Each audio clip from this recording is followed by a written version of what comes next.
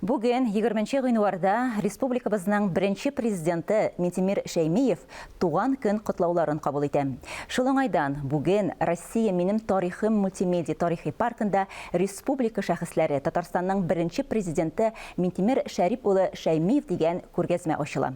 Интерактив күргәзмәдәге фото һәм видеоматериаллар Минтимир Шәймиевның президент вазифасындагы иҗтимагый, сәяси, мәдәни, икътисади эшчәнлеге, аның республиканы үстерүдәге роле, халыкара хезмәттәшлектәге уңышлары белән таныштыра. Материаллар 26 залда тәкъдим ителә.